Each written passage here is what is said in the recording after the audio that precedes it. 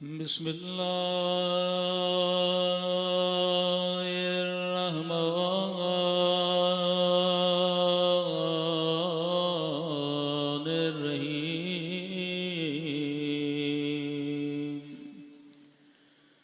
अल्हम्दुलिल्लाहि रब्बिल आलमीन।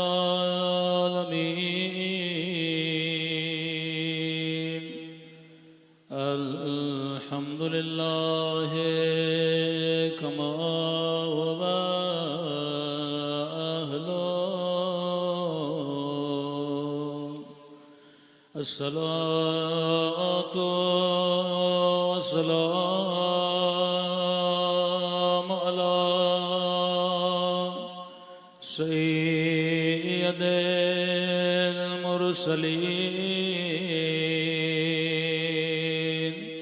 व खातमिन नबिय्यीन अबिल क़ासिम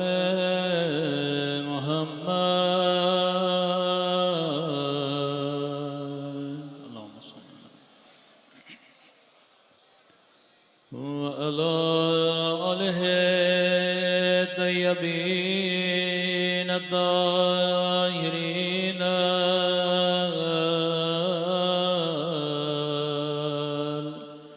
मसूमीन। सब मिलके दुआ इमाम ज़मान। अल्लाहुम्मा कुल्ले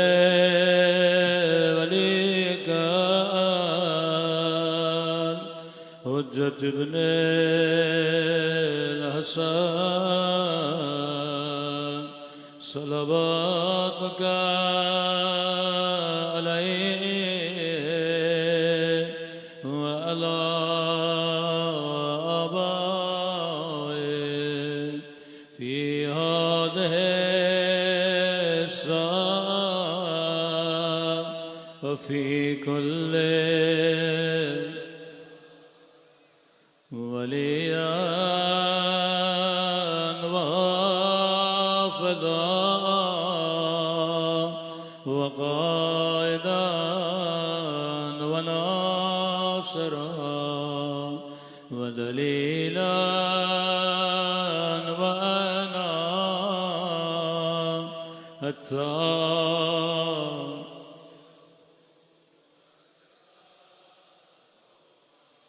वतुमत्तअहु फ़ीहा तवीला बिरहमतिका या अरहमर राहिमीन। सल्लल्लाहु अलैहि मोहम्मद व आले मोहम्मद। बिस्मिल्लाहिर्रहमानिर्रहीम। रब्बि इश्रह ली सदरी व यस्सिर ली अमरी वहलुल उक़दतम मिन लिसानी यफ़क़हू क़ौली। अम्मा बाद क़ाल इमामुना अल-हुसैन अलैहिस्सलातु वस्सलाम इन्नमा ख़रजतु लितलबिल इस्लाह फ़ी उम्मति जद्दी। सल्लल्लाहु अलैहि मोहम्मद व आले मोहम्मद।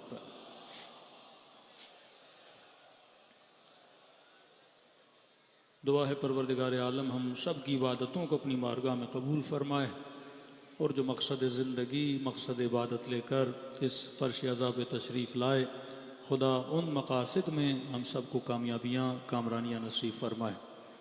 कल भी आपकी खिदमत में अर्ज़ किया कि करबला एक वाक़े का नाम नहीं, आशूरा एक क़िस्से का नाम नहीं, क्योंकि हो सकता है कि दुश्मन ये एतराज़ करे कि पाकिस्तान का तखमीना लगाया गया कि तकरीबन 4-4.5 अरब इन अय्याम अज़ाम शिया अज़ादारी इमाम हुसैन पे ख़र्च करते हैं। तो शायद कोई कहे कि ये पैसा हॉस्पिटल्स में लगाया जाए, स्कूल्स में लगाया जाए, यतीमों पे लगा दिया जाए, इस पैसे खर्च करने की ज़रूरत क्या है? क्योंकि मद्दे मुकाबिल की सोच ये है कि शिया जब फ़र्श अज़ा पे आते हैं तो इन्हें सिर्फ सुनाया जाता है कि इमाम हुसैन शहीद हो गए। वाक़ई ये सोच पाई जाती है कि ये मातम करते हैं, अज़ादारी करते हैं, गिरिया करते हैं, और ये फ़िक्र पाई जाती है भाई क्या करना चाहता है इतना मजमा, कि ये सुनने जाते हैं कि आशूरा के दिन इमाम हुसैन शहीद हो गए। कि ये तो हर किसी को पता है, सोशल मीडिया का ज़माना इंटरनेट का ज़माना, आज किसी ने शहादत पढ़नी है या देखनी है, किताबें भी मौजूद हैं, वो चीज़ नज़र भी आती है। लेकिन किसी को नहीं पता कि मजलिस इमाम हुसैन, आशूरा इमाम हुसैन, ये सिर्फ एक वाक़े की याद का नाम नहीं है। आशूरा से मुआशरे बनते हैं, आशूरा से मुआशरों को क्रिएट किया जाता है। आशूरा लोगों के अंदर इंसजाम को पैदा करती है, और उसकी दलील ये 12 दिन की जंग जो इसराइल और ईरान के दरमियान हुई। अब दुनिया की फिक्र यह है कि यह जंग दो मुल्कों की जंग है, नहीं मेरे अजीज, ये जंग एक फिक्र की जंग है। ये जंग जंग अफकार है। ये सॉफ्टवेयर का मतलब क्या है कि जंग नर्म, जंग फिक्र, कि किसी ने शायद अपने ख्वाब में भी ना देखा हो कि हम इसराइल का मुकाबला कर सकते हैं या कोई इसराइल पर अटैक कर सकता है। इस कदर अपनी सिक्योरिटी को मजबूत किया, डोम सिस्टम लगाया, और वहाँ जितने मुसलमान थे, अतराफ में जितने ममालिक थे, ये सोच उनके जहन में आ गई थी कि इसराइल नाकाबिल तस्खीर है, मतलब इसके अंदर कोई दाखिल हो ही नहीं सकता। ये फिक्र इमाम हुसैन, फिक्र इमाम हुसैन क्या है कि अपने अदद को न देखो, अपनी तादाद को न देखो, कि करबला में इमाम हुसैन, टोटल आप अदद लगाएंगे इमाम हुसैन का, शुहदाए करबला का 100 लोग हैं, मद्दे मुकाबिल 30,000 का लश्कर है। अब सवाल यह कि इमाम हुसैन किस फिक्र से जंग कर रहे हैं। और करबला कोई शहर नहीं, करबला कोई बस्ती नहीं, करबला कूफे और बसरे के दरमियान एक बयाबा है, जहाँ पे यजीद ने, इब्न जियाद ने इमाम हुसैन को रोका और कहा कि अगर शहीद कर देंगे वहीं पे लाशों को दफना देंगे। किसी को क्या पता किसी बयाबा में किसने मारा, ये ऐलान कर दिया जाएगा। एक काफिला था, दूसरे काफिले ने उस पर अटैक किया और वो लोग मारे गए। कितने मुल्कों में कितने लोगों को सैकड़ों की तादाद में मारा जाता है, सदियों के बाद पता चलता है। अब कनाडा, यूएसए, ऑस्ट्रेलिया देख लें, वहाँ के जो ओरिजिन्स थे या रेड इंडियंस थे, अब सालों गुजरने के बाद कहीं से 500 लाशें मिलती हैं, कहीं से 400 लाशें मिलती हैं। किसी को नहीं पता उनके साथ क्या हुआ, किस तरह मारा गया। लेकिन सवाल यह है कि इमाम हुसैन क्या सोच के जंग कर रहे थे कि एक तरफ 100, एक तरफ 30,000 का लश्कर, मिनिमम 30,000, 30,000 का लश्कर 100 के मुकाबले में शहीद कर दिए जाएंगे। बयाबा भी है। अब फिक्र इमाम हुसैन वो सुन्नत इलाही की फिक्र। अगर तू जालिम के मुकाबले में खड़ा रहेगा तो ये अल्लाह का वादा है, खुदा मजलूम की मदद करता है। अगर तू खुदा पे तवक्कुल करके किसी जालिम के मुकाबले में जाता है, फयजअल्लहु मखरजन मिन हैसु ला यहतसिब, खुदा कहते मेरा वादा है, मैं वहां से रास्ता बनाता हूं जहां से कभी तुमने सोचा भी नहीं है। ये फिक्र अबा अब्दुल्ला कि ये न देखो तुम्हारी तादाद कम है, ये न देखो कि कितने मुल्क तुम्हारा साथ देंगे, बस ये देखो कि तुम्हारे सामने जालिम खड़ा है। जालिम से टक्कर लेने की सोच। आज अमेरिका का लक़ब क्या? Super power. आप लफ्ज देखें, सुपर पावर मतलब जिसके पास सबसे ज्यादा पावर है। और मुस्लिम सोच क्या है? सुपर पावर कौन है? परवरदिगारे आलम है। अगर मैंने मेंटली इस चीज को एक्सेप्ट कर लिया कि एक कंट्री सुपर पावर है, तो मैं फिर सुपर पावर के मुकाबले में जाने का कभी सोच ही नहीं सकता। अगर मिडल ईस्ट में सारी कंट्रीज ने यह सोच लिया कि इसराइल नाकाबिले तस्खीर है, कि ये न देखो कि इसराइल के अंदर कोई बिल्डिंग गिर रही है, बिल्डिंग नहीं गिर रही है, फिक्र यहूदी है जो गिर रही है, ये फिक्र सहयूनी है जो गिर रही है। ये शिकाज कि ये मत सोचो कि कोई नाकाबिल तस्खीर है। ये फिक्र किया करो कि अगर तुम्हारे अंदर जुर्रत अलवी मौजूद है, अगर तुम्हारे अंदर शुजाअत हुसैनी मौजूद है, दुनिया का कितना भी बड़ा जालिम हो तुम उसका मुकाबला कर सकते हो। तारीख का मशहूर वाक़या है, जब अम्र इब्न अब्दुवत ने आवाज दिया मोहम्मद है कोई बहादुर तो मेरे मुकाबले में भेजो। अब मुसलमान ने पहले से मेंटलिटी बना ली थी कि भाई ये बंदा जोड़ा सबसे ज्यादा ताकतवर है। किसी ने कहा ये ऊँटनी का बच्चा उठा लेता है, किसी ने कहा एक दिन में एक बकरा खा लेता है। अब वो ललकार किए जा रहा है, मुसलमानों की तरफ से कोई उठने के लिए तैयार नहीं है। लेकिन वहां पे कौन उठा? जिसकी फिक्र अलवी थी, जो खुद मुजस्सम विलायत थे, वो अमीरुल मोमिनीन थे, जो अम्र इब्न अब्दुवत के मुकाबले में गए। तो पता चला जो फिक्र अली रखता है वो जमाने के मरहबों को भी बिछाड़ सकता है, अम्र इब्न अब्दुवतों को बिछाड़ सकता है। और ये फिक्र कहाँ से निकलती है? ये फिक्र फर्श अज़ाए हुसैन इब्न अली से निकलती है। क्योंकि सारे मुआशरों में मुसलमान तो हैं पर फिक्र हुसैन नहीं है। लेकिन जहाँ जहाँ फिक्र हुसैन है, वो चाहे इराक हो, वो चाहे ईरान हो, वो चाहे यमन हो, ये फिक्र बहादुरी की फिक्र है कि अमेरिका के वजीर खारजा जॉन कैरी ने किसी अरब मुल्क के वजीर खारजा को कहा कि तुम्हें शर्म नहीं आती, हमने मिलियंस ऑफ डॉलर्स के तुम्हें टैंक दिए हुए हैं, लेकिन ये यमनी जिनके पांवों में फटी हुई जूतियां हैं, सोवियत यूनियन के जमाने के कलेशनकोफ हैं, ये तुम्हारे वजूद से और तुम्हारे फौजियों से मिलियंस ऑफ डॉलर्स के टैंक लेकर चले जाते हैं। अरे तू इन्हें टैंक दे सकते हो लेकिन रूह शुजाअत अलवी नहीं दे सकते।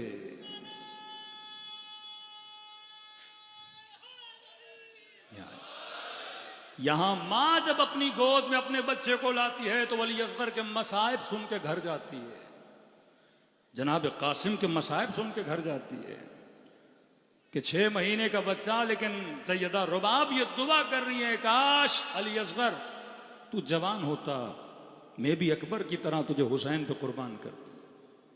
ये शुजाअत अब्बासी कि अपने भाइयों को इमाम हुसैन पे कुर्बान कर दिया। करबला शुजाअत का दर्ज देती है। करबला ये नहीं कि सिर्फ यहां दर्ज से शहादत सुनो और घर चले जाओ। ये कोई रिसेंटली लास्ट जो मीटिंग हुई इसराइलियों के जर्नल्स की, 3 जर्नल्स ने यह कहा कि जंग खत्म कर दो, तो कहा कि अभी क्यों खत्म करेंगे, क्योंकि इनका मुहर्रम शुरू होने वाला है।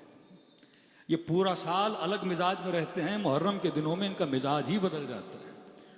और कहा कि हम चाहते थे कौम को तोड़ें, मुहर्रम इन्हें क्या करता है, जोड़ देता है। दुनिया में मिसाल नहीं मिलती।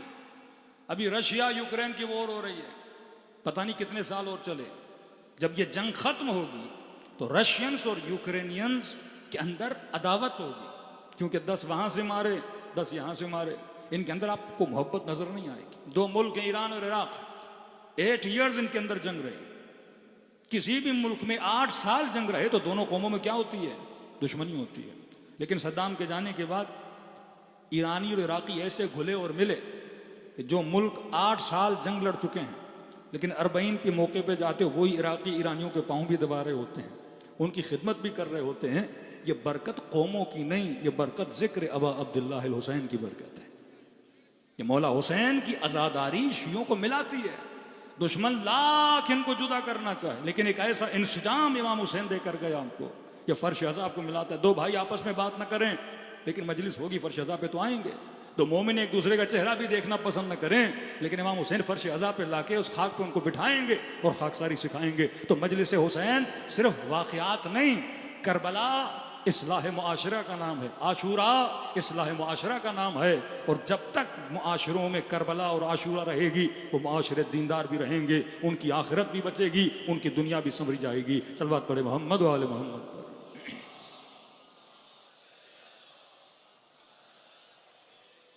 कल मैंने तकरीबन 7 या 8 ऐन आपकी खिदमत में रखे। अगर कोई पूछे, बड़ा आसान है तरीका, जवान उसको जवाब दें कि अगर आप 2 घंटा सिनेमा जाते हैं, आपके वजूद पे क्या असर होता है। 10 सीरीज किसी फिल्म में ड्रामे की देख लें नेटफ्लिक्स पे, आपके वजूद पे क्या असर होगा। सवाल यह है कि जब मजलिस अबा अब्दुल्लाह में आता हूँ, इमाम हुसैन की मजलिस में, ये मजलिस मेरे वजूद पे क्या असर छोड़ती है। तो हमने कहा कि मजलिस इमाम हुसैन पहला आयन 10 आयन। पहला आयन आयन अक्ल, कि फर्श अज़ा इमाम हुसैन इंसान को अक्लमंद बनाता है। जब अक्लमंद बना तो इसका चुनाव, पिछले साल में अर्ज किया था, इमाम हुसैन फरमाते हैं अक्लमंद की निशानी यह है कि अक्लमंद का पता उसकी सिलेक्शन से चलता है। इंतखाब, कि तुमने किसे सिलेक्ट किया अपनी जिंदगी में, दोस्ती के लिए किसे सिलेक्ट किया, शादी करनी थी बीवी या शोहर, किसको सिलेक्ट किया, कारोबार करना था, किस चीज को सिलेक्ट किया। अक्लमंद का पता उसके सिलेक्शन से। और सिलेक्शन का पता कौन बताएगा, ये मजलिस अबा अब्दुल्लाह अल हुसैन। जब जवान आएगा सुनेगा कि मैदान करबला में एक इब्न साद था और उसी करबला में एक होर था। इब्न साद ने चुना शहर की हुकूमत को, काजी शुरै ने चुना माल और दौलत को, और हुर ने चुना हुसैन इब्न अली को। तो अब इंसान का चुनाव बताता है ये कितना अक्लमंद है। बाज तख्त ताज को चुनते हैं, बाज अपनी हुर्रियत को चुनते हैं। तो फरमाया मजलिस इमाम हुसैन अक्लों को शार्प करती है, अक्लों को तेज करती है। ये जवान जितना फर्श अज़ा से जुड़ा रहेगा उतना बचा। सिर्फ यहाँ नहीं, वेस्टर्न वर्ल्ड आप चले जाएं, हर साल हम यूरोप जाते हैं। कई लोग माल, दुनिया, दौलत और हवस के चक्कर में इन मुल्कों में अपनी नस्लों को भेज देते हैं कि मौलाना एजुकेशन अच्छी है, इकोनॉमिक्स अच्छी हो जाएगी, लेकिन इकोनॉमिक और एजुकेशन तो मिल जाती है, दीन और ईमान नस्लों का तबाह बर्बाद हो जाता है। वहां पर भी वो लोग बचे जिन्होंने अपने बच्चों को इमाम बारगाह से मुत्तसिल रखा। वहां पे इमाम बारगाह तो नहीं, सेंटर कहते इस्लामिक सेंटर, तो वहां पे जिनकी नस्लें इस्लामिक सेंटर से जुड़ी रहीं वो बची रहीं। तीसरी नस्ल किसी मोमिन की और उसकी नस्ल में एक उनका बच्चा मौलाना बना। हमने कहा कि यहां नस्लें बिगड़ गई, आप कैसे बच गए? तो कहा कि मौलाना मेरा काम था इमाम बारगाह में नजर नियाज बनाना, मैं बोरची हूं, और सुबह से शाम तक मेरे बच्चे कहाँ आते थे? सेंटर में आते थे, तो खेलते भी यहीं थे, उठते भी यहीं थे, बैठते भी यहीं थे, तो लिहाजा इनका लगाव किसके साथ हो गया? इमाम हुसैन के साथ, और कल्चर ऑफ इमाम हुसैन के साथ। लिहाजा मेरे बच्चों के अंदर दीन की मोहब्बत पैदा हो गई। तो ये फर्श अज़ा आपको कभी बेदीन बनने नहीं देता। कितने लोग हैं जो फर्श अज़ा पे आने के बाद शराब को छोड़ दिया, नशे को छोड़ दिया, नमाजी बन गए, नमाज शब वाले बन गए, चेहरे को जीनत अहले बैत से उन्होंने मुनव्वर कर दिया। तो ये फर्श अज़ा आपको क्या बनाता है? दीनदार बनाता है। फर्श अज़ा इंसान को अक्लमंद बनाता है। वो दुनिया में किसी कोने में चले जाएं, ये मजलिस इमाम हुसैन है जो आपको दीनदार बनाती है। तो पहला आयन आयन अक्ल, मजलिस में आओगे अक्लें परवान चढ़ेगी। किस चीज के जरिए से? दूसरा आयन आयन इल्म, फर्श अज़ा आपको इल्म देता है। यहां आप अपनी नस्लों से पूछ सकते हो कि कातिल और मकतूल का फर्क क्या है। वल्ला अरबों की तादाद में इतने मुसलमान हैं, लेकिन किसी से पूछिए कि कातिल भी रहमतुल्लाह, मकतूल भी रहमतुल्लाह, मारने वाला भी जन्नती, मरने वाला भी जन्नती, मारने वाला भी रजी अल्लाह, मरने वाला भी रजी अल्लाह। लेकिन ये तफरीक अगर किसी कौम में पता है और किसी को ये शऊर दिया गया है कि कातिल को कातिल कहना है, मजलूम को मजलूम कहना है, ये आपको फर्श अज़ा से मिला। ये इमाम हुसैन के किरदार ने बताया कि जालिम को जालिम कहने की जरूरत पैदा करो, और मजलूम चाहे कहीं भी हो उसकी हिमायत के लिए कदम उठाओ, क्योंकि फर्श अज़ा आपको इल्म देता है। तीसरा आयन आयन अकीदा, मजलिस अज़ा आपके अकीदों को मजबूत करती है। मजलिस इमाम हुसैन आपके अकीदों को मजबूत, यहाँ अकीदे विलायत मजबूत होता है, अकीदे इमामत मजबूत होता है, तौहीद का अकीदा मजबूत होता है, आखिरत का अकीदा मजबूत होता है। क्योंकि अगर आखिरत का अकीदा कमजोर बन गया, इंसान सिर्फ दुनिया के पीछे लग जाएगा और आखिरत को भूल जाएगा। लेकिन जिसका आखिरत का अकीदा मजबूत है, वो पैसा भी कमाएगा, 10 बार सोचेगा लुक़मा हलाल का है या हराम का है। वो बेटी की तरबियत करेगा, 100 बार सोचेगा। आज सबसे ज्यादा अटैक, वो आखिरी मौजू है मेरा जिस पे होने वाला, फैमिलीज पे अटैक होने वाला है। करबला में फैमिली ला इमाम हुसैन, करबला का पैगाम जिन्होंने और जिन शख्सियतों ने फैलाया वो फैमिलीज ने फैलाया। अगर करबला में इमाम हुसैन की फैमिली ना होती, पैगाम इमाम हुसैन इतना ना फैलता। करबला इंसान बनाती है, करबला मुआशरा बनाती है, करबला अफराद बनाती है। किस चीज के जरिए से? सही अकीदे के जरिए से, कि सर कटा देना पर अकीदे से पीछे न हटना, मैं समेत तम्मार बन जाना पर अकीदे से पीछे न हटना, मालिक अश्तर बन जाना पर अकीदे से पीछे न हटना। तो करबला अकीदा, करबला इल्म, करबला अक्ल। चौथी चीज जो करबला देती है वो इबरत है। करबला का वाक़या सुनो, मकाम इबरत है। शहीद मुतहरी का मैंने सुनाया। इबरत ये कि करबला का शिमर सुना, आज के शिमर को पहचानो। करबला का जुल्म सुना, आज के जुल्म के मुकाबले में खड़े हो जाओ। अगर सुबह से शाम तक यजीद पे लानत भेजो, लेकिन आज के जालिम पर लानत न भेजो, उस यजीद पे लानत भेजने का कोई फायदा नहीं है। करबला मकाम इबरत है। खुदा किस्से कहानियां कुरान में सुनाता है, वअतबिरू या उलिल अलबाब, साहिबान लुब और साहिबान अक्ल, क्या हासिल करो? इबरत हासिल करो। पांचवी चीज जो करबला से मिलती है, करबला मकाम इज्जत है। करबला का मतलब अहले बैत का चाहने वाला कभी भी अपनी सेल्फ रिस्पेक्ट पे नो कॉम्प्रोमाइज। फरमाया हराम है तुम पर ऐसे सफर में भी जाना जहां पे तुम्हारी बेइज्जती की जाए। का मौला पैसे नहीं, चला जाऊं, फ्री में लेकर जा रहे हैं। इमाम ने फरमाया फ्री में काम क्या करवाएंगे? का हो सकता है कोई पाँव दबवाए, कोई बर्तन धुलवाए, कोई कपड़े धुलवाए। फरमाया नहीं, ऐसे फ्री के सफर में भी न जाओ जहां पे तुम्हारी इज्जत कॉम्प्रोमाइज हो जाए। फरमाया पैसे देकर भी अगर इज्जत को खरीदा जाए तो इज्जत को खरीदो, क्योंकि इज्जत है तो सब कुछ है। कभी अपनी इज्जत पे कहना, जिल्लत की जिंदगी से इज्जत की मौत बेहतर है। सर कटा देना पर अपनी इज्जत पे भी कॉम्प्रोमाइज न करना। जालिम के सामने कभी झुकना नहीं, सजदा देना है तो रब की दरबार में सजदा देना। छठा आयन आयन अवातिफ, करबला और मजलिस इमाम हुसैन सुनने से आपके इमोशंस नहीं मरते, ये हमेशा जिंदा रहते हैं। जनाब अली असगर के मसाइब में रोगे, दिल जिंदा रहेगा। अली अकबर के मसाइब में रोगे, दिल जिंदा रहेगा। अब जो अली असगर पे रोए, जुल्म करबला पे रोए, कैसे मुमकिन है वो फिलिस्तीन के लिए आवाज न उठाए?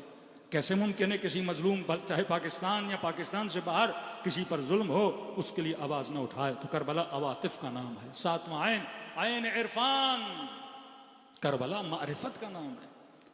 आशूरा इंसान को मारिफत देता है। रहबर मुअज़्ज़म आग़ाए ख़ामनेई के पास जब मद्दाह शायर ज़ाकिर नूह खान, मैं कभी कभी बात करता हूँ लेकिन हमारे अजीज़ नूह खान हर बार नाराज़ हो जाते हैं, तो लिहाजा बात करना ही मैंने कम कर दी है, लेकिन इशारा सिर्फ दे रहा हूँ। मकसद नूह खानी, मकसद खिताबत, मकसद मजलिस। आग़ाए क़राती तो लफ्ज़ इस्तेमाल करते, कहते एक लफ्ज़ है शोर, एक लफ्ज़ है शऊर। शोर शोर शराबा हल्ला गुल्ला, शऊर है फिक्र को बेदार करना। अगर मजलिसों में शोर हो, शऊर न हो, हमारी एक्टिविटी में शोर हो, बहुत शोर हो, हंगामा हो, लेकिन शऊर न हो तो फायदा नहीं। कहीं जिक्र अबा अब्दुल्ला का मतलब है शऊर देना, इसके सोए हुए ज़मीर को जगाना, इसकी सोई हुई फिक्र को बेदार करना। मौला हुसैन फरमाते हैं मैं इसलिए क़ियाम कर रहा हूं क्योंकि मुस्लिम मुआशरों में इस्लाम की निशानियां खत्म होती जा रही हैं। इसकी तफसील में मैं आगे आऊंगा। 4 चीजें जिसकी वजह से इमाम हुसैन फरमाते हैं मैं क़ियाम कर रहा हूं, और ये 4 चीजें अगर तुम्हारे समाज में नहीं, अगर तुम्हारे मुआशरे में नहीं, तो तुम्हें क़ियाम करना चाहिए। मुस्लिम मुआशरे की निशानी, मुस्लिम मुआशरा खातून हिजाब करती है, मुस्लिम मुआशरा है। यूरोप वेस्ट चले जाएं, हिजाब नहीं, गैर मुस्लिम मुआशरा है। सैटरडे संडे नाइट्स वहां क्लब्स हैं, नाच गाना है, शोर शराबा, नाच रहे हैं, गा रहे हैं, शऊर नहीं, शोर बहुत है। पर मैं ये मुआशरा गैर मुस्लिम मुआशरा है। मुस्लिम मुआशरा मस्जिद, अजान, आवाज, हिजाब, गैरत, हया, ये मुस्लिम मुआशरे की निशानी है। गैर मुस्लिम मुआशरा बेहयाई, बेगैरती, बेहयाई, नशा, शराब, आम। अगर वो सारी चीजें मेरे मुआशरे में आ रही तो मुस्लिम मुआशरा नहीं। मालिम अल इस्लाम, ताकि इस्लाम की निशानियों को बुलंद किया जाए। यजीद उन निशानियों को खत्म करता जा रहा है। अब रहबर मुअज़्ज़म इन नूह खानों को क्या पैगाम देते हैं? कहते हैं कि तुम्हारी शायरी में नूहा बनाते हो, शेर बनाते हो, उसके अंदर इरफान होना चाहिए, मारिफत। कालिब शेर, शेर जब बनता है, कहते हैं ना आप बहुत बड़े मतालिब को एक कूजे के अंदर बंद कर सकते हो, शायर का ये कमाल होता है। कहा तुम्हारा चुनाव जो शेर का होना चाहिए वो ऐसा हो कि जवान जब ये नोहा सुने, इस नोहे से इबरत लेके कोई नमाजी बने, कोई बाअखलाक बने, जिसमें पता चले कि मकसद अबा अब्दुल्ला अल हुसैन क्या था। इतना खर्चा, 4 अरब रुपए तुम खर्चा कर रहे हो, ये जवान जब मजलिसों से निकले एक मुआशरा नजर आए कि ये हुसैनी मुआशरा है, पता चले कि ये नस्लें अबा अब्दुल्ला की मानने वाली नस्लें हैं। एक शिया मजलिस में आए, लेकिन मैंने कल अमीरुल मोमिनीन की 2 मिसालें दी कि मौला फरमाते खुदा दोनों गुरोहों पे लानत करे। एक वो गुरु जिसमें अमल तो था पर अकीदा नहीं था, दूसरा वो गिरोह जिसके अंदर अकीदा तो था पर अमल नहीं था। खवारिज अमल था, अकीदा गलत था। दिन रात नमाजें, इबादत, रोजा, लंबी लंबी दाढ़ियां, लंबे लंबे सजदे, नमाज शब पढ़ने वाले, माथों पे सजदों के निशान, अकीदा गलत के अमीरुल मोमिनीन के मुकाबले में खड़े हैं। का अल्लाह इन पर भी लानत करे, ये इफरात में चले गए। का दूसरा तबका तफरीत में चला गया। कौन सा तबका? तबका मुरजा, जो कहते थे दिल पाक होना चाहिए, अमल की क्या जरूरत है, बस दिल पाक हो, बंदा नमाज पढ़े ना पढ़े कोई फर्क नहीं पड़ता, खातून हिजाब करे ना करे कोई फर्क नहीं पड़ता। जिस बाप में ये तमीज ना हो कि बेटी का लिबास कैसा होना चाहिए 7 साल के बाद। तरबियत बचपन से होती है। आजकल कोई बेटी 8 साल में सर पे दुपट्टा पहन ले, 7 साल में बाप उसे पहना दे, तो बड़ी एज की खवातीन कहती हैं बच्ची तो भी छोटी, आप इस पे जुल्म कर रहे हैं, इसके फ्रीडम को रोक रहे हैं, इसकी आज़ादी को रोक रहे हैं। और वही खातून मजलिस अबा अब्दुल्ला अल हुसैन में आती है, सुनती है कि जब खेमों पे हमला हुआ और इस जालिम ने जनाबे सकीना की चादर पे हाथ डाला या मकने पे हाथ डाला, तो कहने लगी तुझे शर्म नहीं आती, मैं किसकी बेटी हूं? 4 साल की बच्ची, लेकिन सर पे चादर। एक काम जो इसने बड़े होकर करना है तो उसकी तरबियत कब से होनी चाहिए? बचपन से। जब इसके सब कॉन्शियस में चीज जाएगी तो वो कॉन्शियसली उस काम को करेगा। इसी तरह गैरत क्यों इस्लाम में 7 साल का बच्चा हुआ बिस्तर अलग कर दो। घर में एक बेटी है, मसलन 4 भाई हैं, 5 भाई हैं, तो मुझे पता होना चाहिए कि बेटे की तरबियत कैसे, बेटी की तरबियत। आज सुबह से शाम तक बाप को यह फिक्र है कि पैसा कैसे कमाऊं, बड़ा घर कैसे लूं, बड़ी गाड़ी कैसे लूं। लेकिन ये नहीं तू घर किसके लिए ले रहा है, तू गाड़ी किसके लिए ले रहा है। मकसद इज़्दिवाज, मकसद शादी, फैमिली बनाने का मकसद आओ करबला के अंदर फैमिलीज देखो ना, बनु हाशिम की फैमिलीज हैं करबला में, असहाब की फैमिलीज हैं करबला में। कौन कौन सी फैमिलीज करबला में आई उसका जिक्र तारीख में मौजूद है। उन फैमिलीज का किरदार क्या था। तकरीबन 80 के करीब उसराए करबला हैं। इन 80 में कितने मर्द थे? एक इमाम मोहम्मद बाक़िर, इमाम ज़ैनुल आबिदीन, छोटे छोटे बच्चे, बाकी सारी खवातीन हैं जिन्होंने पूरा कल्चर ऑफ करबला लेकर चली हैं। आज आप तक करबला पहुंची इन फैमिलीज की वजह से पहुंची। तो रहबर मुअज़्ज़म बिठाते हैं इन नूहे खानों को, कहते हैं तुम्हारी शायरी में बसीरत होनी चाहिए। ईरान के शायर मोहम्मद रसूली, आप उसकी शायरी ट्रांसलेट करके देखें। आज तक किसी नूहे खान के जहन में आया कि जनाब ज़हरा की तस्बीह पे भी नुहा पढ़ा जाए मसलन? अल्लाह अकबर, सुभान अल्लाह, अल्हम्दुलिल्लाह, इस पे नुहा बना दिया उन्होंने। वसीयत अमीरुल मोमिनीन पे हसन हुसैन, यतीमों का ख्याल करना, नुहा पढ़ा है इस पे। वो जो अमीरुल मोमिनीन चाहते हैं उसे नुहे में लाके उसको समा दिया, कूजे में बंद कर दिया। वो जो जनाब सैयदा चाहती हैं हर नमाज के बाद तस्बीह पढ़ी जाए, और कहां कहां अल्हम्दुलिल्लाह का पहलू शिकस्ता हुआ का अल्हम्दुलिल्लाह, सुभान अल्लाह, अल्लाह अकबर, उसको सारा नुहे में लाके खड़ा कर दिया। इवन हुब्बुल वतनी, महमूद करीमी का मैं नुहा सुन रहा था, इस साल नुहा पढ़ा है, अभी जंग हुई है तो ज़ाहिर वतन की मोहब्बत में, लेकिन नुहे में बना दिया उन्होंने। अब वतन को किससे मिला? इमाम हुसैन से मिला है। तो वो वतन जिसमें रहने वाले आशिकान इमाम हुसैन, रब देना होता है आपको, गुरेज देना होता है आपको। मैं एक नुहे से नस्ल बना सकता हूं। अब सवाल है कि मैं कैसी नुहे खानी कर रहा हूं? 6-7 मिनट के नुहे में सिर्फ महवर किसी की जात रहे और फिक्र इमाम हुसैन की तरफ न जाए तो फायदा नहीं मेरे अजीज। किसी खतीब को यह तौफीक न हो कि 10 मिनट विलायत पे पड़े, वक्त की जरूरत पे पड़े, लीडरशिप पे पड़े, वक्त के जालिमों के खिलाफ पड़े। बास खतीब तो भिपर जाते हैं कि आपका क्या काम मजलिस से इमाम हुसैन में इसराइल का जिक्र किया जा रहा है। जनाब इमाम हुसैन यही सिखाते हैं कि जुल्म के मुकाबले में क्या हो जाओ, खड़े हो जाओ। करबला अगर मेरी बेटी को बाहिजाब न बनाए, करबला मेरी नस्ल को अगर नमाजी न बनाए, करबला अगर मेरे जवान को गैरतमंद न बनाए, करबला का मकसद क्या है? कलाम इमाम हुसैन में करबला नजर आती है कि अपनी शायरी ऐसी करो जिससे नस्लें बने। छठे इमाम की ज़ियारत, हजरत अब्बा अस्सलाम अलैका यू अब्दुस सालेह, ज़ियारत में दर्स दे रहे मासूम, तर्ज फिक्र मासूम को पढ़ो। ये भी कह सकते थे ना, अब्बास तुझ पे सलाम, फरजंद अली तुझ पे सलाम, हुसैन के बावफा भाई तुझ पे सलाम, लेकिन नहीं, सिफत बताई, गुरेज दे रहे हैं। अस्सलाम अलैका अय्युहा अब्दुस सालेह, अय बंदे सालेह तुझ पे सलाम, अल मुतीउ लिल्लाह व लिरसूलिह, जिसने अल्लाह की इताअत की, रसूल की इताअत की, अमीरुल मोमिनीन की इताअत की, अपने इमाम की इताअत की। मतलब अब्बास कौन जो मुती, अब्बास कौन जो अब्द सालेह। आओ ज़ियारत जामिया कबीरा, वसीजियतकुमुल करम, मासूमीन की सिफत है। मौला आपका अखलाक है लोगों से करम करना, आपका अखलाक है ज़ियारत अमीनुल्लाह। सारी सिफात और निशानियां कि मासूम तुझे कहां ले जाना, खत दे रहे हैं तुम्हें, लाइन दे रहे हैं तुम्हें कि जिंदगी में तुम किस खत पे चलोगे तो अहले बैत के मानने वाले बनोगे। खुतूत अमीरुल मोमिनीन, मालिक अश्तर को जो खत लिखा, मोहम्मद इब्न हनफिया को जो खत, पूरा नहजुल बलागा कानून और कवानीन की किताब है। अमीरुल मोमिनीन ने फार्मूले बताए, तुम्हें एडवांस में बताया, अगर ये करोगे तो जिंदगी में ये होगा, अगर ये करोगे तो आखिरत में ये होगा। कल मैंने आपकी खिदमत में अर्ज की कि इब्न साद को इमाम हुसैन ने ऑफर्स दी, बुलाया, 40-50 लोगों के साथ आए इमाम के पास। इमाम हुसैन ने कहा कि मैं जंग करने नहीं आया, इतने लोग क्यों लेकर आए हो, वापिस करो सबको, 1 in 1 बात करते हैं। जी फर्जंद रसूल का, तुझे नहीं पता मैं हक पर हूं कहां, तुझे नहीं पता यजीद बातिल पर है कहां, का क्यों लड़ने आए हो मुझसे? का फर्जंद रसूल अगर नहीं लड़ूंगा तो कूफे में मेरा घर, मेरे बच्चे, सब कुछ ले लेगा मुझसे। इमाम ने फरमाया कि तेरे बच्चों की अमान की जमानत में उठाता हूं, तुझे खौफ है कि तेरा घर ले लेगा, मैं हुसैन तुझे मदीने में अपना बाग दूंगा। और ये बाग कोई मामूली बाग नहीं था, शायद कल बताया कि नहीं, बाग इमाम हसन मशहूर है।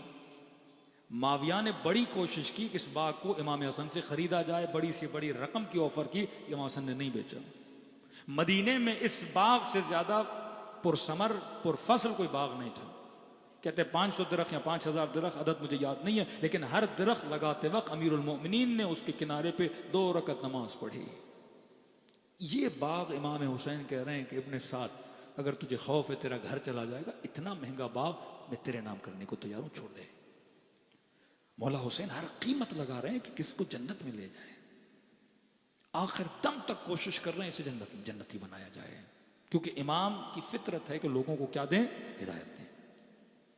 कई जवानों के जहनों में सवाल पैदा होता है जब हम ये पढ़ते हैं कि शिमर सीने पे सवार थे इमाम हुसैन ने कहा अब भी वक्त है। कि मौलाना ये कैसे मुमकिन है, इतना जुल्म कर चुका, ये इमाम हुसैन फिर कह अब भी वक्त है, इसको तो जहन्नुमी बनने दें। मैंने कहा नहीं। मैंने कहा जवान पानी पीते हो? कहा पानी का काम क्या है, प्यास को बुझाना। अब पानी यजीद भी पिए तो प्यास बुझाएगा, पानी शिमर भी पिए तो प्यास बुझाएगा, पानी हुर भी पिए तो प्यास बुझाएगा, पानी इमाम भी पिए तो प्यास बुझाएगा। पानी ये नहीं देखता सामने कौन है। क्यों प्यास बुझाता है? क्योंकि पानी की जात में, पानी की फितरत में है कि वो प्यास बुझाए। मैंने कहा इसी तरह इमाम की फितरत में है कि वो हिदायत दे। सामने कोई भी खड़ा हो, वो अपनी फितरत से पीछे नहीं हटता। आखिर दम तक जब इमाम की सांसें चल रही हैं वो हिदायत दे रहे हैं। बाज़ मोमिनीन को ख्वाब में आकर, बाज़ मोमिनीन को फर्श अज़ा पे बुलाकर फितरत हुसैन आपको नजर आ रही है। मिंबर फितरत हुसैन का नाम है। लोगों को हिदायत देना, राह रास पे लाना, अपने सफीने में सवार करना, इनको जन्नत तक ले जाना। कमे मदीने में जो बाग है तुम्हें देने के लिए तैयार है। कहा ठीक है हुसैन, जान का अमान तुझे देने को तैयार हूं। कहा कि उसने वादा किया है कि शेर रह की हुकूमत देगा। इमाम हुसैन ने फरमाया कि इब्ने साद, तुझे हुसैन पर कितना यकीन है? का 100% यकीन है। मुशरिकीन मक्का ने कहा मोहम्मद अगर कहो कि इस पहाड़ के पीछे एक लश्कर है, हम मानने के लिए तैयार है। कहा हमने देखा ही नहीं आप कभी अलियाज़ुबिल्लाह झूठ बोले, यकीन है। कहा मैं हुसैन कह रहा हूं, अगर मुझ पर यकीन है, बाग तुझे दे रहा हूं, घर तुझे दे रहा हूं, अमान नामा तुझे दे रहा हूं, मैं हुसैन तुझे जन्नत की जमानत दे रहा हूं, लेकिन यकीन कर मेरी जबान पर, जिस शहर रे की हुकूमत का तुझे वादा दिया है, रे की हुकूमत तो दूर, तुझे उस जमीन की गंदुम का दाना भी नसीब नहीं होगा। ये सुनना था और गुस्से से उठा और उसने कुछ शेर पढ़े कि हुसैन अगर तेरी तरफ आऊंगा तो जन्नत मिलेगी, लेकिन क्या करूं, मेरे दिल की राहत शहर रे की हुकूमत है। हुसैन जो तू कह रहा है वो वाद वईद है, कर्जा वादा है कि बाद में मिलेगा, लेकिन यजीद के पास कैश है। इमाम ने कहा कह भी रहा है मुझ पर यकीन है, फिर भी तो शहर रे की हुकूमत के पीछे भाग रहे। कहा नहीं, गंदुम का दाना नसीब नहीं होगा। जितने भी लईन थे विद इन 4 years, 61 हिजरी इमाम हुसैन शहीद हुए, 64 हिजरी में ये लईन दुनिया से गया। अपने बिस्तर के अंदर उठा भी नहीं था, इसका सर मुख्तार ने कलम कर दिया और मारा गया। लेकिन अगर इमाम हुसैन की सुनता मरना तो वैसे भी था जैसे क्या मिलती, जन्नत मिलती। मजलिस इमाम हुसैन आपके वजूद में क्या पैदा करती है? इरफान पैदा करती है, मारिफत पैदा करती है। ये मारिफत मुँहों में होनी चाहिए, ये मारिफत हमारी शायरी में होनी चाहिए। क्योंकि आज सबसे ज्यादा खतरा ये नहीं कि आपको शीयत से हटाया जाए, आपकी नस्लें इंशाअल्लाह पूरी जिंदगी अगर पाकिस्तान में रही तो ये शिया रहेंगी। आज खतरा क्या है? बेदीन बनने का खतरा है। कहीं तुम्हारी नस्लें मुरजिआ न बन जाएं, सिर्फ नाम अल्लाह रहे, नाम हुसैन रहे, नाम अमीरुल मोमिनीन रहे, लेकिन घर में वो विलायत, वो किरदार, वो रफ्तार, वो इस्लाह नजर न आए। आज एक बाप को कितनी फिक्र है कि बच्ची को किस स्कूल में भेज रहा हूं, किस यूनिवर्सिटी में भेज रहा हूं।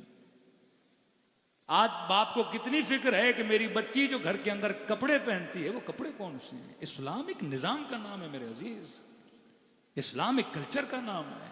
आज जंग फिक्र है। आज ये नहीं कि उस मुल्क में हुकूमत कर रहा है, निजाम कौन सा चला रहा है, हमारे सामने भीख मांगता है कि नहीं, हमारी फिक्र का फॉलोवर है कि नहीं। ये जंग अफकार है और फिक्र इमाम हुसैन बचाते हैं। और फर्श अज़ा इमाम हुसैन तो 8वां ऐन, ऐन इरफान, 9वां ऐन, ऐन अदुव, दुश्मन शिनासी। जब तक अदुव शिनास नहीं बनोगे, दुश्मन शिनास नहीं बनोगे। करबला का मतलब पहचानो। इमाम हुसैन दुश्मन को पहचान गए थे कि यजीद इस्लामी मुआशरे के लिए ख़तरा है। एक साहबी रसूल हैं जनाब हंजला, इसको कहते कसीदुल मलाइका, जब ये शहीद हुए तो रसूल ने फरमाया मलाइकों ने इसके लिए कसीदे पढ़े, क्योंकि एक दिन शादी हुई, उसके नेक्स्ट डे ये शहीद हो गए। इसका बेटा शहादत के बाद बीवी हामला हुई, बेटा हुआ अब्दुल्ला गालिबन। इसके बेटे को अल्लाह ने 8 बेटे दिए। नबी का सहाबी, ये अपने 8 बेटों के साथ मदीने में, इमाम हुसैन ने दावत दी, वजूहात जो भी थी, फिर इमाम हुसैन के साथ इसके बेटे नहीं गए करबला। ऐलान इमाम हुसैन खरज तो तलब इस्लाह फी उम्मत जद्दी में निकला ताकि अपने रसूल की उम्मत की इस्लाह करूं। इस्लाह किसकी होती है? जब मुआशरा बिगड़ जाए। अरबी में कहते हैं मेरे बालों को इस्लाह करो, बाल बड़े हो गए इसको काट के छोटा करो, कपड़ा फट गया इसकी इस्लाह करो। इस्लाह दर मुकाबिले फसाद है, फसाद के मुकाबले में इस्लाह। जैसे मोहब्बत मुकाबले बुग़्ज़ है, हिजाब बदहिजाबी, दीनदार मुआशरा बेदीन मुआशरा। इमाम हुसैन फरमाते हैं इस्लाह उसकी की जाती है जो क्या हो? फसाद में हो। तो मतलब मौला हुसैन बता रहे हैं जिस मुआशरे में मेरे रहा हूं वो मुआशरा फसादी हो चुका है, अब इस मुआशरे की इस्लाह करना चाहता हूं। जाते जाते कहा जो मेरे साथ आएगा यकीनन शहीद होगा, और फरमाया जो मेरे साथ नहीं आएगा, मैं हुसैन कह रहा हूं, वो बाद में खुश नहीं रहेगा, फरह नहीं रहेगी उसके अंदर। मतलब पहले से पता था मैं शहीद हो जाऊंगा। पूरे रास्ते जनाब यहया का जिक्र करते गए करते गए करते गए, क्योंकि जनाब यहया की शहादत आयन हुई, इमाम हुसैन की सना हुई, उनका सर भी कलम कर दिया गया था। अब मौला हुसैन शहीद हुए तकरीबन चंद सालों के बाद, कुछ अरसे में यजीद ने हंजला का बेटा, रसूल का सहाबी, इसके बेटा जो जिसके 8 बेटे थे, इसको बुलाया शाम, क्योंकि मदीने में अकाबिर असहाब रसूल की औलादें रहती थीं। अब कहा कि अगर इनको अपनी फेवर में ले लूं तो बात खत्म है। उसे बुलाया और ये अपने बेटों के साथ गया वहां पे यजीद के पास। बड़े बड़े सुफरे, बड़े बड़े हदाया, बड़े बड़े गिफ्ट्स इसको दिए गए। कई दिन, 3-4 दिन वहां पे रहा, सारा निज़ाम इसने देखा। यजीद ने इसलिए बुलाया था ये मेरी फेवर में हो जाए। ये वहां से शाम को छोड़ के जब वापसी मदीने आए तो इनके इस्तकबाल के लिए अकाबिर मदीना, अब्दुल्ला इब्न जुबैर, जनाब मोहम्मद इब्न हनफिया, ये सारे लोग आए। हाँ भाई बताओ, शाम से होकर आए हो, हालात कैसे थे, शाम कैसा था? यजीद ने बुलाया ताकि मेरी फेवर में आए, इनको गिफ्ट्स दूं, इनको हदाया दूं, ताकि आगे जाके मेरी तारीफें करें। इन्होंने कहा कि अहले मदीना, जितने दिन हम यजीद के पास थे, हमने नहीं देखा उसने न सुबह की नमाज पढ़ी हो, जोहर की नमाज पढ़ी हो, असर मगरिब और इशा की नमाज पढ़ी हो। जितने दिन थे वो शराब में मस्त रहा, हालत नशे में रहा, कभी आलात गिना, कभी रक्स, कभी मौसीकी, कभी शराब, कभी नशा। तो कहने लगे हमें तुम लोगों को पता नहीं, लेकिन वल्लाह हम इस यजीद के मुकाबले में क़ियाम करेंगे। मौला हुसैन ने कहा मैं निकला हूं इस्लाह के लिए। इनको एहसास नहीं हो रहा था। कुरान कहते हैं ना, बाज लोग बाज मुल्कों को समझते हैं बड़ा रिफा, बड़ी तरक्की, बड़ी टेक्नोलॉजी, सैलरीज बड़ी हाई, तो कहते हैं ये मुल्क तो जन्नत है, मसलन हम वहां जाके रहें। कौम आद, कौम समूद, खुदा कहता है आबाद तरीन, बेहतरीन बिल्डिंगें, बेहतरीन कौमें, लेकिन नबी कह रहे थे निकल जाओ इन शहरों से, क्योंकि तुझे वो खबर नहीं जो खबर तुझे अल्लाह दे रहा है। नहजुल बलागा पढ़ोगे तो अकल तेज होती है। अमीर उमर फरमाते कहाँ रहना है कहाँ नहीं रहना, क्योंकि रहोगे पहले नहीं पता चलेगा, जब 40-50 पे पहुंचोगे फिर उनके असरात को अपनी औलादों पे देखोगे, फिर अपने ऊपर लानत भेजोगे कि मैं वहां गया क्यों था। ये अपने आप को कोस रहे थे कि काश हमने हुसैन का साथ दिया होता, कि जो कहा मैं इस्लाह के लिए निकला हूं, आओगे तो शहीद होगे, नहीं आओगे तो गम में चले जाओगे, कहा हम तो मुकाबला करेंगे। इन्होंने मुकाबला किया। यजीद ने फिर अपने बंदे भेजे। वाक़े हर्रा आप सबको पता है, पूरे मदीने में 8 बेटों के साथ इसे मारा गया। वाक़े हर्रा की तफसील में नहीं जा रहा हूं, कितने घरों में कितनी औरतों के साथ ज्यादतियां हुई, हजारों की तादाद में, 2000 या बात कहते हैं 20,000 के करीब मदीने में लोगों को मारा गया। और यही लोग अगर पहले इमाम हुसैन का साथ देते, वक्त शिनास बनो, दुश्मन शिनास बनो। मौला हुसैन दुश्मन शिनास थे, समझते थे ये इस्लाम के लिए नासूर है, ये इस्लामी मुआशरे के लिए नासूर है, ये शख्स अगर रहा तो पूरे इस्लामी मुआशरे को क्या कर देगा, तबाह कर देगा। तो अब अब्दुल्ला इमाम हुसैन हमें बताते हैं कि दुश्मन शिनास बनो, दुश्मन शिनासी तभी आती है जब इंसान के अंदर बसीरत और मारिफत हो, और ये बसीरत और मारिफत अगर कहीं से मिलती है तो फर्श अज़ा अबा अब्दुल्लाह हिल हुसैन से मिलती है। 10वां ऐन ऐन अदालत। करबला का मतलब है अपने मुआशरों में अदालत को कायम करो। रसूल खुदा फरमाते मैं मबूस हुआ ताकि तुम्हारे मुआशरों में अदालत कायम करूं। कुरान मजीद कहता है निज़ाम इस्लाम निज़ाम अदालत। इमाम ज़माना जब ज़हूर फरमाएंगे तो क्या करेंगे? मुआशरों में अदालत को कायम करेंगे। इमाम हुसैन क़ियाम कर रहे हैं क्योंकि अदालत नहीं है। अरब और अजम के मसाइल इतने बढ़ चुके थे, बैतुल माल में इतनी लूट मार हो चुकी थी, गरीबों को उनका हक नहीं दिया जा रहा था। आज हमारा मुआशरा चाहे पाकिस्तानी मुआशरा हो, हम पसपाई का शिकार क्यों है? मालिक अश्तर को लिखा गया खत पढ़े अमीरुल मोमिनीन का, फरमाया मालिक पहला ये कि लोगों की इक़्तिसादियात का ख्याल रखो, अगर इनकी इकोनॉमिक मजबूत नहीं हुई तो मुआशरा, उस मुआशरे में चोर डाकू डकैत इज्जतों पे हाथ डालने वाले पैदा होते हैं जिस मुआशरे की इक़्तिसादियात सही नहीं होती। क्यों कहा कि निज़ाम कुफ्र से चल सकता है पर जुल्म से चल नहीं सकता। वो निज़ाम जहां काफर मौजूद है पर अदालत है, इंसाफ है। पूरी पूरी रात अपनी पीठ पे बोरियां उठा उठा के यतीमों के घरों में जाना। कि किसी खातून के घर गए, या कोई शिकायत है, अली से शिकायत है, कहा मैं बेवा हूं, घर में कुछ नहीं, बच्चे छोटे छोटे हैं। तो अमीरुल मोमिनीन फरमाते हैं कि कम्बर इसके लिए सामान लेकर आ, बोरियां लेकर आए, उसके घर में रखी। कहा तू खाना बना, मैं तुम्हारे बच्चों को संभालता हूँ। कहा कई घंटे उन छोटे बच्चों को अपने कांधों पे बिठा के अमीरुल मोमिनीन वक्त बिताते रहे। जब देर हुई तो कम्बर ने दस्तक दी, खातून दरवाजे पर आई, कहा मेरे मौला को बुलाओ। कहा कौन है तेरा मौला? कहा अली इब्न अबी तालिब। रोंगटे खड़े हो गए कि मैंने मौला की शान में गुस्ताखी की गुस्से में आकर। वो अली इब्न अबी तालिब बैठे हैं। कभी वाकया सुनते हैं कि फकीर को खाना खिलाते हैं, कभी अनार का वाकया। ये अदालत है, अदालत अलवी बड़ी सख्त है मेरे अजीज।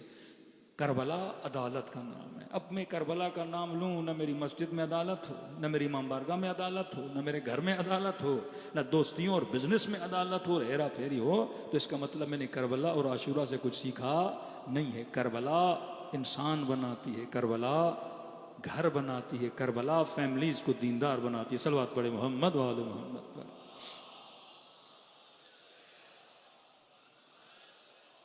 मेरी फिर भी बरादरान से गुजारिश होगी, मैं जैसे आऊँ मुझे मिंबर दिया करें, क्योंकि एक एक मिनट काबिल अहमियत होता है। फिर यहाँ से आगे जाना होता है, वहाँ पर भी मोमिनीन इंतज़ार करते हैं। तो हमारी कोशिश की ठीक 12 बजे हम पहुँच जाएँ, और जैसे आएँ तो मिंबर दें ताकि जो लोग आए हैं वो भी इस्तिफ़ादा कर सकें। सबसे बड़ी दौलत जो खुदा ने आपको दी वो दौलत करबला है। इसका एजाज़ अभी आप देख रहे हैं। वो यमन के शिया हों, आज जुल्म के मुकाबले में कौन खड़ा है? आज जिसको दुनिया सुपर पावर कहती है उसकी आंखों में आंखें डाल के कौन बात कर रहा है? एक 80 साल का बूढ़ा, इतनी शुजाअत, इतने लाशें उठाने के बाद कि आपके राइट और लेफ्ट के सारे लोग मार दिए जाएं, लेकिन हिम्मत और हौसला बंदा ना हारे। ये करबला से मिलता है, ये दर से करबला है कि शहादतें कितनी भी हों लेकिन आपने और कौम के हौसलों को पस्त होने नहीं देना, क्योंकि शहादत कौमों में इंसजाम को पैदा करती है। इसी पाकिस्तान में हमारे शियों ने कितनी लाशें उठाई हैं। DI खान जाता हूँ मौलाना 500 के करीब शहीद, कोयटा जाता हूँ 2-2.5 हज़ार के करीब शहीद, बल्तिस्तान चले जाएं, कौन सा खित्ता, इसी कराची में चले आए, कब्रिस्तान भरे हुए हैं शुहदा से। लेकिन न अज़ा रुकी, न आज़ादारी रुकी, न माओं का हौसला पस्त हुआ। ये शुजाअत जो आपके अंदर है ये करबला से मिलती है। फरमा 2 आंसू एक शहीद के खून का कतरा, खुदा उसको कभी ज़ाया नहीं करता। दूसरा गम इमाम हुसैन पे बहाया गया कतरा, खुदा इसे भी कभी ज़ाया नहीं करता। इमाम ज़माना किसी वाक़े के ज़रिए बताते हैं खुदा ने इस कतरे में इतनी ताकत रखी है, अगर खुलूस से दिल से बहाया जाए तो ये जन्नत की आग को बुझाने की ताकत रखता है। दिलों को करबला की तरफ रवाना करें। ये जैसे जैसे मुहर्रम के दिन गुजरते हैं तो अपनी रूहानियत, स्पिरिचुअलिटी, अपने क़ल्ब को इमाम हुसैन से करीब करते जाएं। रिक़्क़त क़ल्ब इंसान की बढ़नी चाहिए। वज़हकू क़लीला वबकू कसीरा, कम हंसा करो ज़्यादा रोया करो, रोने से इंसान का मन हल्का होता है। करबला अवातिफ़ का नाम भी है, आपके इमोशंस को करबला ज़िंदा रखती है। फरमा ऐसे सलाम करो जैसे ज़ैनब ने भाई को सलाम किया। आज आप इस वर्ष अज़ा पे बैठे हैं, मौसम भी अच्छा है, आप में से कोई भूखा नहीं, कोई प्यासा नहीं, किसी को ताजियाने नहीं मारे गए, किसी के चेहरे पे तमाचे नहीं पड़े। लेकिन करबला में देखो क्या आलम था। फरमाया कसरत से मेरे बाबा को सलाम करो। चौथे इमाम फरमाते कि मौला इतनी ताकीद क्यों है? क्योंकि आशूरा के दिन मेरा बाबा तरस गया था। कहते थे ये बागी है, इसे सलाम न करो। जो तुम में से कोई सलाम करता मेरे बाबा के कलेजे को ठंडक मिलती है। आज मुख्तसर पढ़ूंगा, कल इंशाअल्लाह तफसील में मसाइब दिलों को करबला ले जाएं। अस्सलाम अलल हुसैन व अला अली इब्न हुसैन व अला औलाद हुसैन व अला असहाब हुसैन की सदा गूंजनी चाहिए सब मिलकर। अस्सलाम अलल हुसैन व अला अली इब्न हुसैन व अला औलाद व अला असहाब सब मिलकर। अस्सलाम अलल हुसैन व अला अली इब्न हुसैन व अला औलाद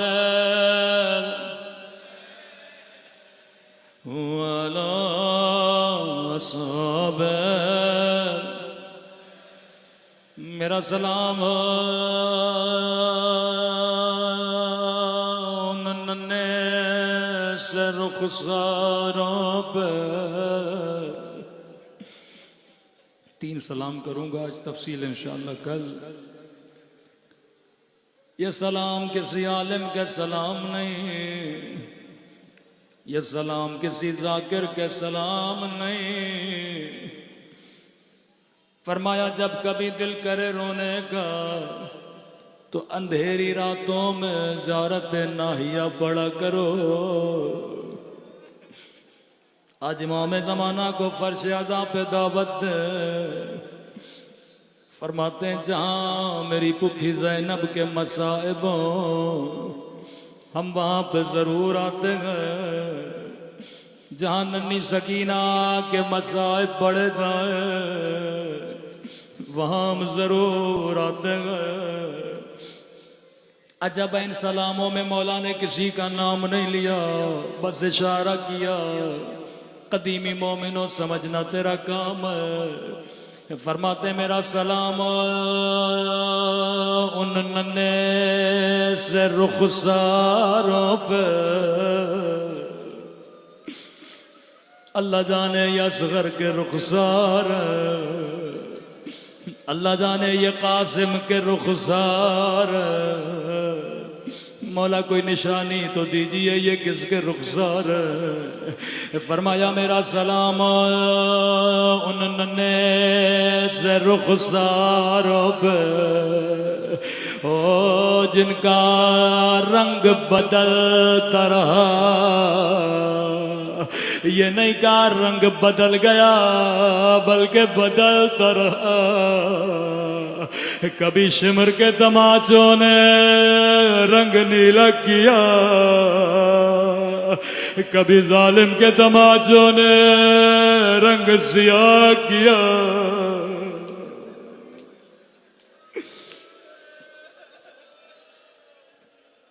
फरमाया अगर घर में मरीज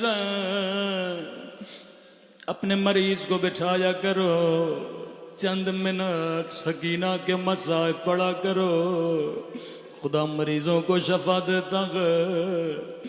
पहले सलाम में जख्मी रुखसारों को याद किया, अगला सलाम बड़ा सख्त सलाम है। फरमाया मेरा सलाम उन खुश्क होठों पे, मेरा सलाम उन फटे हुए होठों पे। अल्लाह जाने ये असगर के होठ या अली अकबर के होठ, क्योंकि सारे शुहदा के होठ खुश्क भी थे, फटे भी थे, लेकिन मौला फरमाते नहीं नहीं, ये खास शहीद के होठ। मेरा सलाम उन खुश्क होठों पे वो जिन पे जालिम छड़ी मार रहा था। अल्लाह जाने ज़ैनब ने ये मंजर कैसे देखा।